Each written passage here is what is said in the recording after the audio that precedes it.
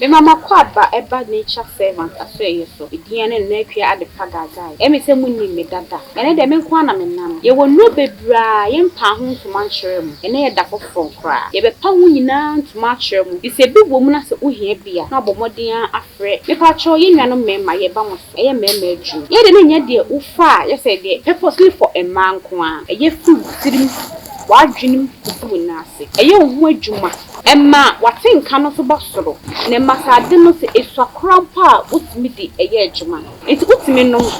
for so o kwa adwuma fa utimi teki. Basa akono ne basa pese wo bo adwuma na wo boni yiye ema oba no eni chi. Emma ye nigye e wo ha yi so de ewrade ma eno ane asoka kakra ubebu e de amaye. Na me so afobie fibroid e ya de a e ha ya adwin bebre. Fibroid nti obi akwa aware mfi bebre ni wonya awo no wawo. Ye wadru a ye mfa se kan kan e be melt fibroid ni bia ma na ba bontin ama won so onya ye funu awoba. Fibroid da oba so a menu di adanse se ma kunu mo to pasan enye adwuma. Ono won fa no pa to anwumre. Ni sentimi na se piemu kwa na ebetumi so ase e ma ya himfie hu hia ye ai me nuama ahimfie no e hu hia ye pi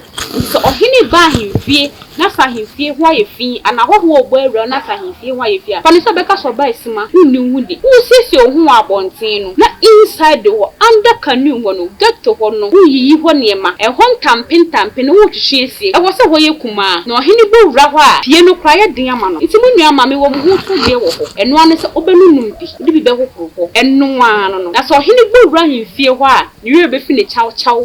ewo ahemfie ho okwa obesan so ababiem na me kan me nka senwie ye kan se bia stroke wo stroke na so mfie bebre ni sia na eba ye nchen edi bosome mienu bosome ni ensa oba the nature servant o ho adru ejitum se edru bebre wo system ni obi edi edru ho dance na mo amunim abaawa no munim ne nsa no adwuma na mo amunim no enye spiritual eyinkwa no woye physical so kan ne be ya enipa no wo san hu yade wo hunhum no na wo san ho na mani enso ka ho enti se wo stroke na sada wo so bebre se wo nsa na enye adwuma ana wo nan na enye adwuma ana wa no achim ana se untumi kran keka ho kra na wo ba na so ye so a obehyew ama wanya ahoden ane na me se eba biem ye fra bibi ti se emma ye wo candy gonorrhea syphilis ye woni nyina wo ho e ka ho bebre na ma mema ye no so kofom e ka ho bebre so na ye ma ye mu no ya himfie no e kwan ne ye kese so pesa himfie ni ka chum kete na wo samo jani mu so ya refree ho a wo ba the nature servant ho a ono ye health enya brofudru ye ha ya no wakon wrem okwa ye mutu no akotete na wo de aye eduro ede ahye ene yade ye keka ho aye modi yade bi wo hwa ye ntimi modi wo hafe so wo sa yade ni nyina na se upe eduro a ebetumi atene tatahwe a wo ba the nature servant aso ye so a won sabeke bi screen na wo hye no numbers na egusu me pa chobo modi na peke ne free eduro ne mfa ho ne ba bia wo so wa brochue so wa African countries bia so wa Ghana ha say baby o bia delivery free adwuma ye be send dia mo medam ase tafofo ye be share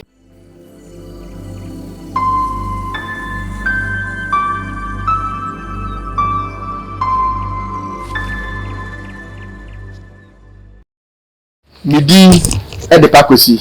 imo wi bia akwaba o subscribe ya mesra mo de answer wa subscribe o be shama onua na onuanya bia hwe ende yaba manchen ya be din komo obe kire ade obe biye ni no bi anda dai enti mesra ka kire onua se ma atnase obe din komo wa be kire ade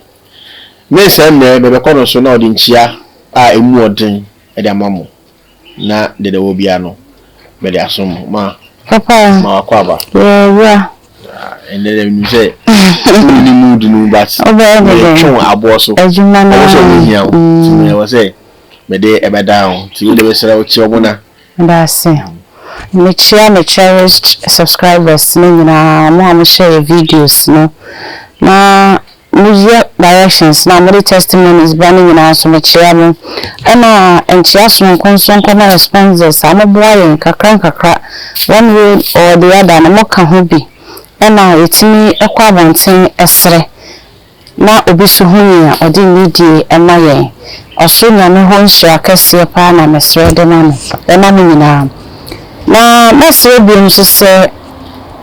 ewie mu asisi a yewe eye 2024 no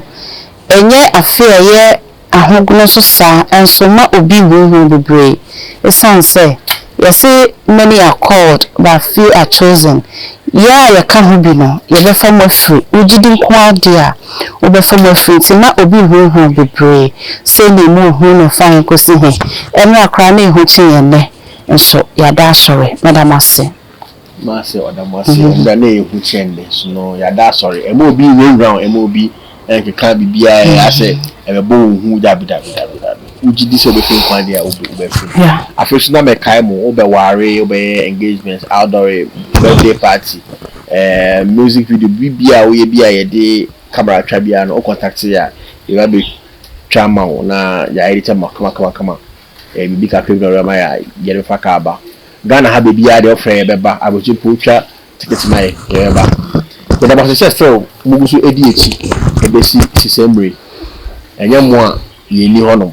ya da masse so na mi shiramo ya we dum komo mi ese no embo bi na wa ha na ase omo e ha adwen but be ni den ma papa yeah video that was the first night and ye try so because of not time and ye ka say ye be sure ye ewo akwanche topics on its own ama o ka say o be ye viewers who don't but o tell me ade mienu but me person be selfish intino me ma wa kire back I dey tell mo okay back already I will keep it I will keep it so basu be ye me ma wa kire sa na mo basu me ma wo kire the first night we no basu be ye no ni that can of course na what you ready me you na me say kire mo back one say my ade of course ma papa o kire me say me say me nu ma say me ye de ade me de ewo ene enyama bi beka wan me pese ma wo kire that's it I phone na me kire obi abiom on say dia me be kire nya me awakodi bone na o pese dia obeka na yen trust yen jindi ni bi me srawa wo tomade ohia tashre na o de beka sache ne customers na ne customers etini ehono obi muntie na ma beka se ma comment na ka na ma na wo na ta si ye be jadi we hin time wo hwe sa wo ye kwadwofo e wo sa de no hwehwe na wo practice eni bibia ro obenya ma ana obecho se koha ani bu a waka so tu ana mo hwehwe a ani ma wo hu se woni a pressure wo pebibi to muntie ni ye mesra mo mayenko enti se obi so ho na kasa na mfamam to say bi oye adwuma wo mfamam TV show radio show generally of course o say na kasa edru achire na yetena kan na onya bi edijidi because me kai say sister bi watena media no match pa maybe o kan say ono na voice and a source of income enti se unu hawa o si she wankasade esombo e ma ko wani mo wabrabo so yi no o hwe se de besi aba ho banya eno nso ma wo say permanently e wo system no enti de kan medical kan enye bone ho tekere madasa me ye kan o be cinnamon stick na wankasa wa grind o cinnamon powder aya powder one no enye trust powdered cinnamon you know wa bonten cinnamon powder na wa bonten men trust because you would be so the practice cinnamon but I know the sugar so now you trying to sell gum no if you want to make the first cinnamon okay you no ma grind it into powdered form see we go for the year the results no and you said they are pen there was cinnamon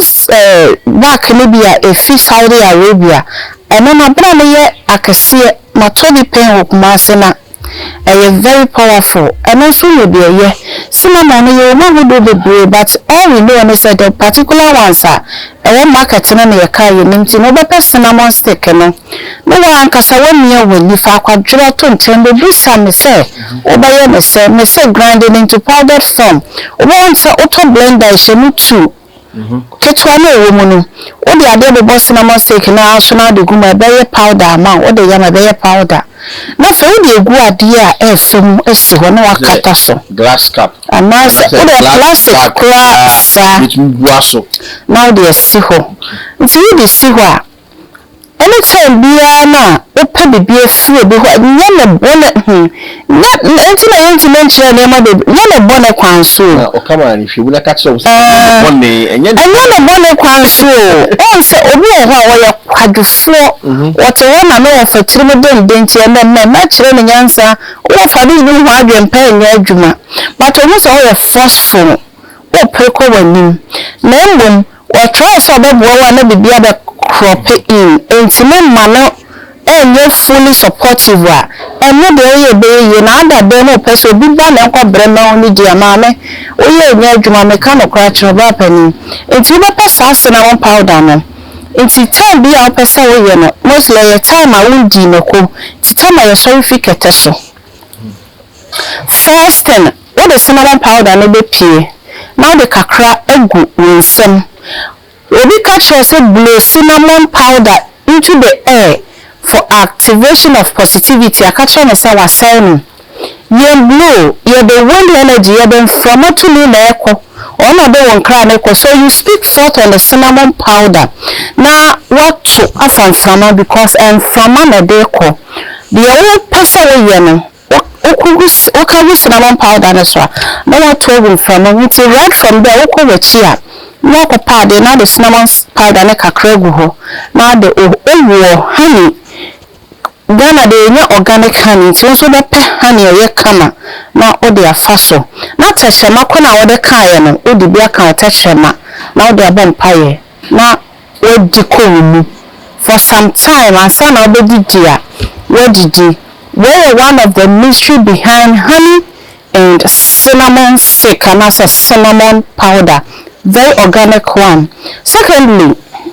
my children say you are before you don't carry a jarena. Watch it and Tashamadian.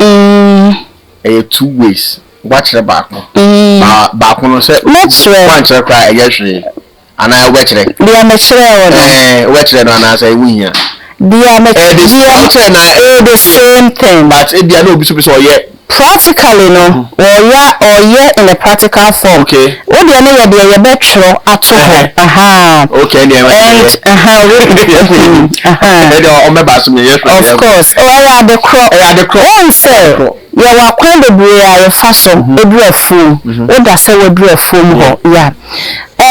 Medical actually say your baby bear fear. Your mamma and the uncle carrier a good soon dry babies, no said the bear. Dear nya bi le free ne ho ye wi a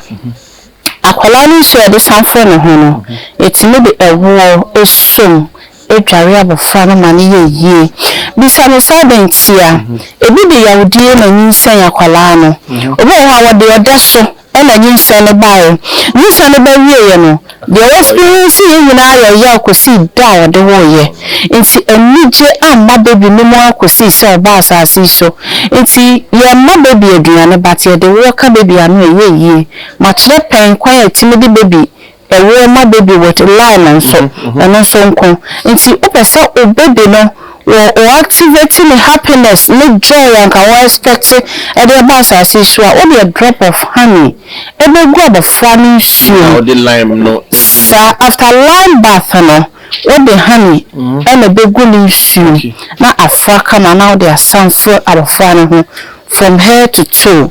All the time, you know, the child may think, and the man may be who is going to be and he be what the baby so not kill you crabbing your day, being the whole you dear a free. When you say honey, I do be a one the first time I will taste honey, no, oh dear, a shimakuma, a honey, and yet as sweet as your canon, organic honey, one who the cow. it's not so akuma to say mekono a way you might feel uncomfortable be sana settle down. That is honey.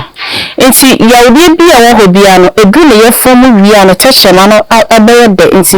ade bia ya odi bia no ebe free ho. Nti one of the ways ya de honey enso dware babies no no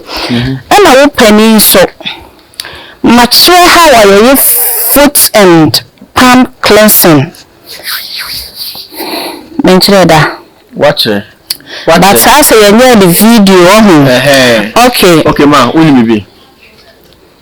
Okay, so you over betre. Me betre. Okay, the and the yeah. Okay, because say fruit. Fruit or fit no. But your fruit cleansing wo me boa. And then yeah. O person we fit cleansing and answer any palm cleansing ema ukuna. O show me TikTok videos ni be bra na initially na me kire how a mabe impact lack amam na because for all you know no uyin sen ya untimi nya adwumaden no ade o se be ma no e be kwa abanti okwa you need to cleanse the feet and the palm of the man. These are very unique rituals bra so what the impact or lack or the account ukunu de ho mesremo awarefo no mo fan ko kire mu kunu mu mo down the be crash shema no nakate say onhwe very important yeah na mutumi enya komapa enfa ndo mo na musu nya komapa enfa nyema omo na mo de yema omo a nyema yeyi mo ne mo ba na mo bedi ma yenko enti the other no so be pe Baileys, over pep close, pepper. My man will be quite some pepper tree design. See, sometimes questions never ban equity and off, and my own say they are actually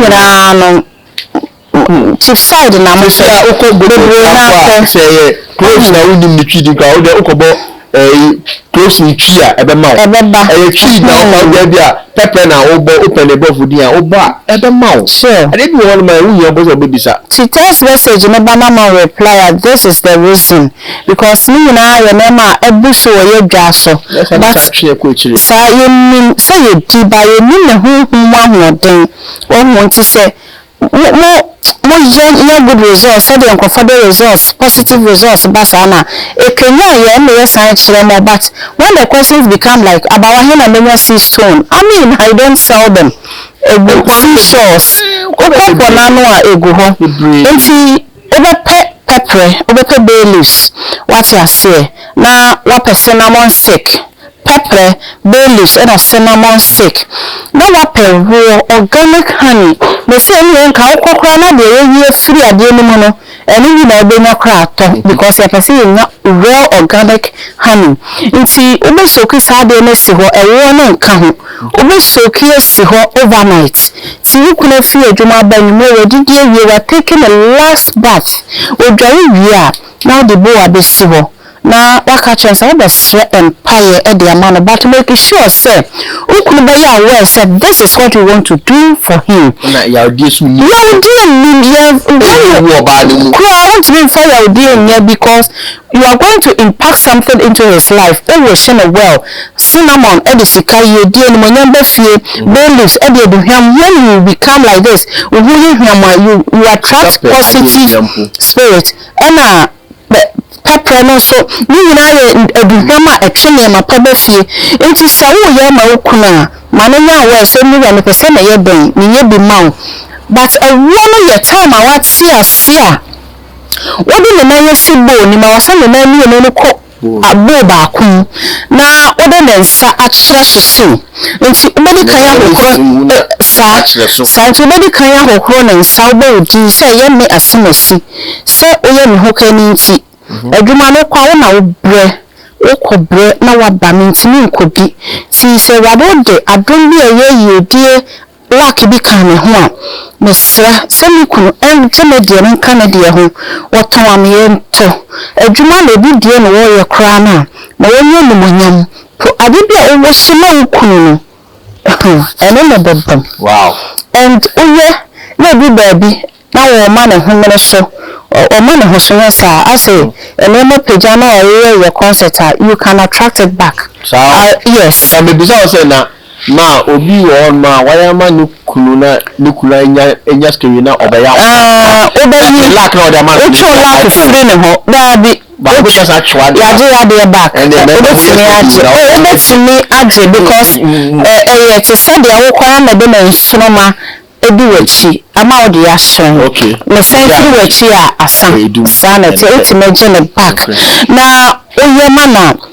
last bath no no wondare biom e na wabaye palm and feet cleansing no e de ama no to wi a on pepa ne sound pepa ne na na we ni dan esisi ho me na ho wo a na odi e wo no I cleaning ne nsa kama I cleaning the feet kama na fe o pese wo koda na wa pepa sa time na absorb wa pepa e wo no never ko ye bedsheet ni sa ebi kwesi na de da ya ti ye ho ase no geto girls na say geto girls and boys ya ti ye ho ase ya de betimi ya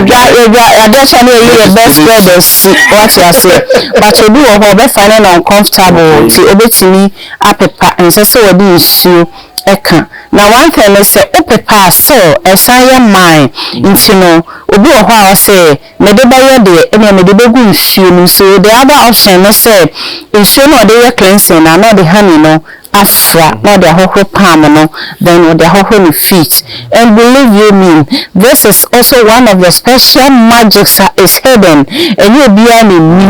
and I have an Indian friend, a female Indian friend. Also, this is called a ritual for a unique husband. So, you could decide your table, gonna say your pa. Now, if soon be more. Now, why at the amount? Okay, my boyfriend, you, man, and smile. Me see you cool. That's that's a way. Ode na esi bo no mu na do ne sa atne so no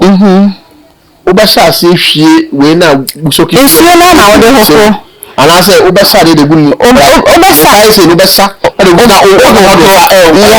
yeah so we are baby wa around na ya mo ba na wa around obetimi sense no sebe no ma na mo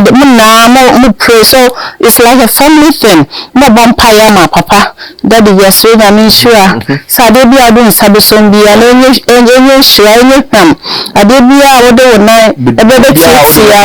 no sa so it's like uplifting my feet to the higher level and ade bia na nsabe so mo bia even if senye papa kra na it will make sense to many people. There are things we know so we can do and easy for us to do, but somewhere or the other way they will say what people think about us, they will think say the charm and then we are saying so all these things we keep them as secret and then we do critical not easy so you can attract it back. No creba kono no o push no corner was started page na betia ma call me mama watch your sign I promise you that and o no sign every 3 months or buy a copy but we know all these things it's not magic e ya de man ya na be kan e ma ho into some obaka so what the it's only for women or that man to men more but because man into when a woman decides to do this so will be for the business and other thing what we say we could try to do baby na just because hey or cinnamon bay leaves and clothes of course there was saying when I say me must say I know be ba mention the catch and say sa failure na our form guarantee say what empty and no interest what babo see you na you failing 100 times but you're sorry to the extent say you're hungry and hoping you but you really say you discover your family try and say comedy be and say witchcraft but you discover you know even when we are about to fall we stand firm into say the be be barely cinnamon and then close what the honey boom now the dry as a woman who activate or spiritual energy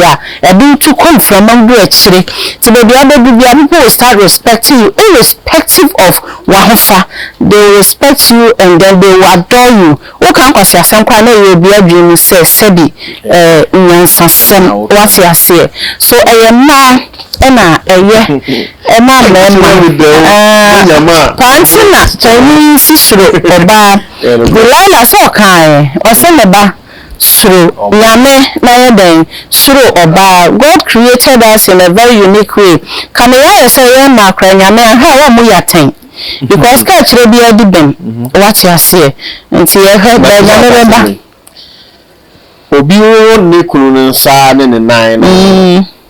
one number was all be 7. Oh, 3 times is okay. 3 times depending on the fitness so 3 times. Yes, no. Depending on the prayer request, maybe our home and 3 no our home and 9 4 na also in your spiritual figure maybe 7 okay above 7 also 14 above 14 also 21 and also 11